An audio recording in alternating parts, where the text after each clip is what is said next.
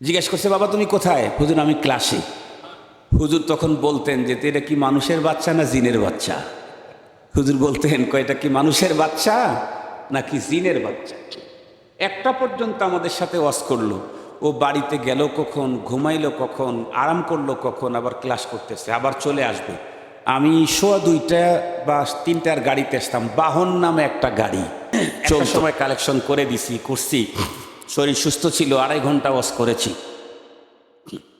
গাড়িতে করে আসছি, যাওয়ার সময় যে গাড়িতে উঠছি, আল্লাহ কত রঙের যে বিড়ির গন্ধ।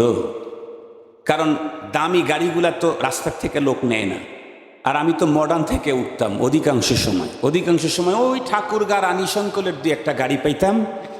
ওই শিখ ধরে ধরে গেছি, চান্দাইকোনা পর্যন্ত গেছি।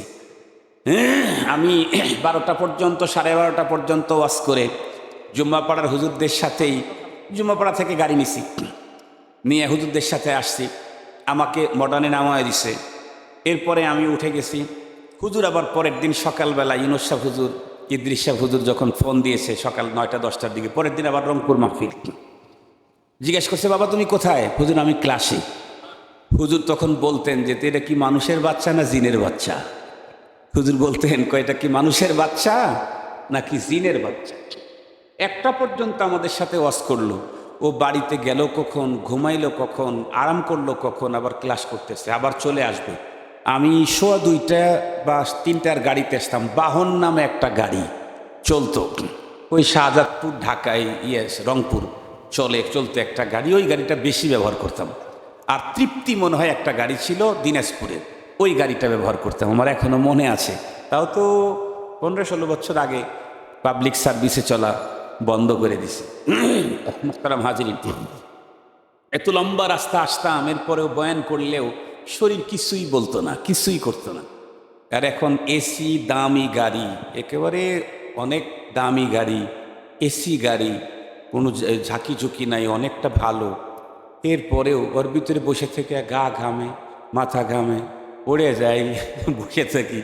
মানে শরীর যদি ভালো না থাকে, এসি গাড়ি দিয়ে কাজ হয় না। ওই যে একটা কথা আছে না, উলফত মে বরাবর হ্যায় ওয়ফা হো কে জফা হো, हर चीज में लज्जत है अगर दिल में मजा हो, हर चीज में लज्जत है अगर दिल में मजा हो। আমি আপনাদের কাছে দোয়া চাই, আল্লাহ যেন, আমি তো আল্লাহর কাছে বলি, আল্লাহ আমার লাশ যেন হাসপাতাল থেকে বের না হয়, আমার লাশ যেন মসজিদ থেকে বের হয়, আমার লাশ যেন ওয়াজ মাহফিল থেকে বের হয়, আমার লাশ যেন হাদিসের মুসনদ থেকে বের হয়। হাসপাতাল থেকে যেন আমার লাশ বের না হয়। নামাজরত অবস্থায় যেন আমার মরণ হয়, এহরামরত অবস্থায় যেন আমার মরণ হয়, কোরআনের কথা বলতে বলতে যেন আমার মরণ হয়, কোরআনের পথে চলতে চলতে যেন আমার মরণ হয়, হাদিস পড়াতে পড়াতে যেন আমার মরণ হয়।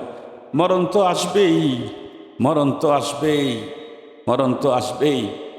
আল্লাহ তাআলা আমাদের সকলকেই, আল্লাহ তাআলা ঈমানের সাথে খাতমা বিল খায়র হওয়ার তৌফিক দান করুন। ওয়া আখিরু দাওয়ানা।